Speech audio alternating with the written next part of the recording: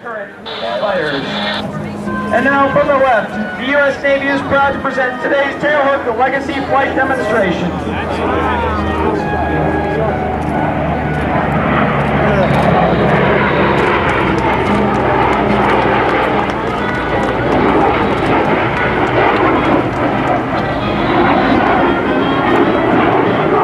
During the World War II battles of Coral Sea and Midway, the full capabilities of naval tactical air power were realized.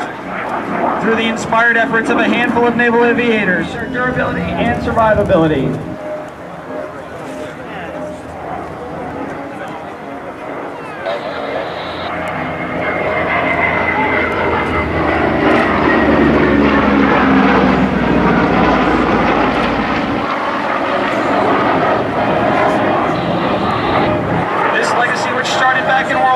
Continued through the years, from hallowed places such as Chicopee and Yankee Station to the modern battlefields of Afghanistan and Iraq. Carrier aviation is and always has been on the front lines.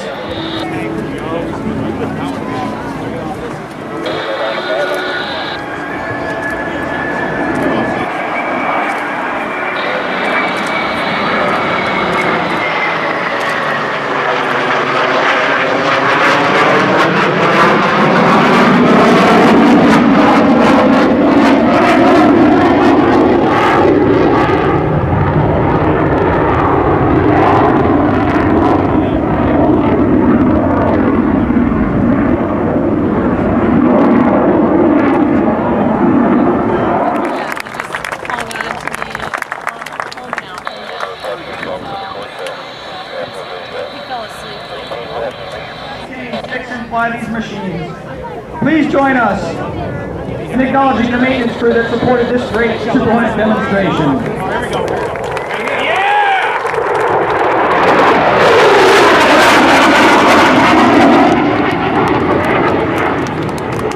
They are AM1 Torino from Cheyenne, Wyoming, AT2 Ryan Kennedy. And thank you very much, Flag. A good job of telling us all about this most incredible machine, the F-18F Hornet, the Super Hornet. And you're a very lucky man to be flying that airplane around and having a good time. Yes, sir. It's quite a privilege. We're happy to be here. Two of our pilots, the guys that flew yesterday, myself and Menudo, were actually hometown natives from Massachusetts, from Brockton and Westboro, Massachusetts. Massachusetts? You mean home of the world champion Boston Red Sox and the world champion Boston Celtics. All right. There you go. Thanks a lot, Flag. You bet. It's just it depends on who builds it. Maybe back in those days would have different designations for aircraft, different letters used to denote which company made the airplane.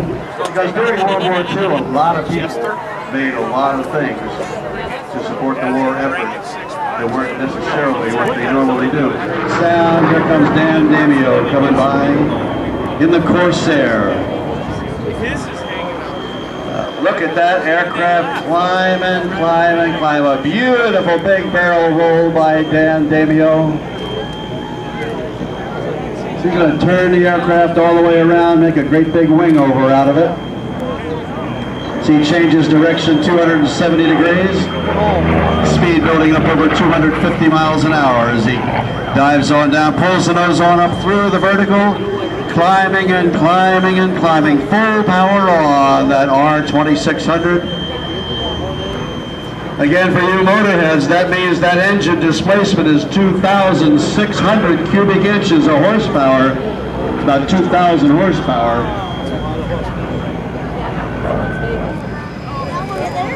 Dan's a former trucking company owner from Bridgewater, New Jersey. He's qualified in Learjets and several other corporate jets, and just about every warbird imaginable. Put your cameras on Dan Dameo as he comes by in the FG-1D Corsair.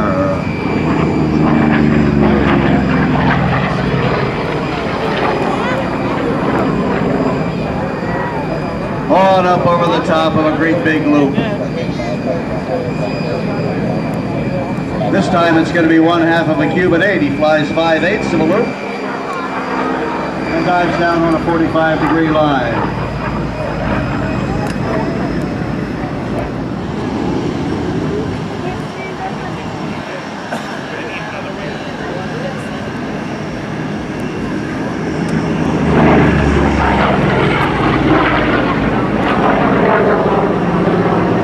Mid-wing aircraft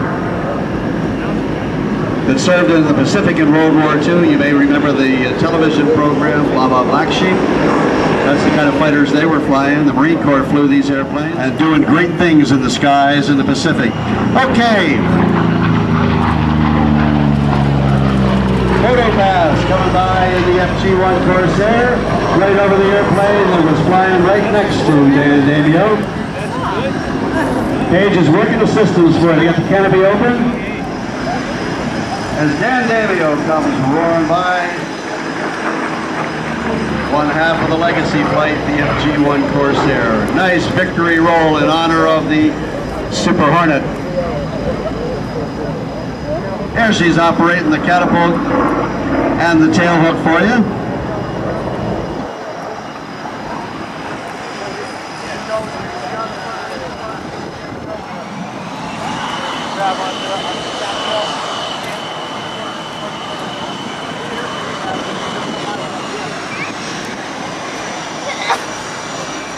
You folks down there to the right, give a wave and a round of applause.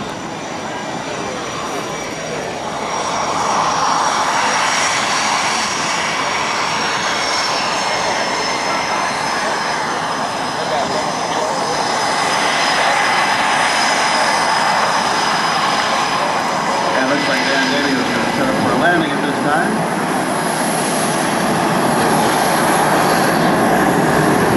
At the airplane through telephoto lens or binoculars. You may see some doors, panels hanging down the trailing edge of the wing of the Corsair. Those are wing flaps. They change the shape of the wing, make it more curved.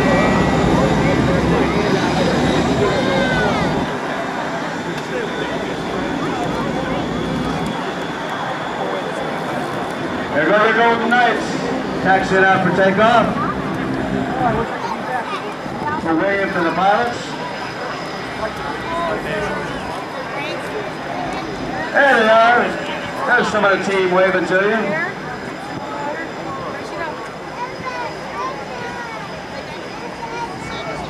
Let me tell you a little bit how those wing flaps operate. Regardless of what the song tells you about the wind beneath my wings, it ain't the wind beneath the wings that makes the lift. It's the wind going over the top of the wing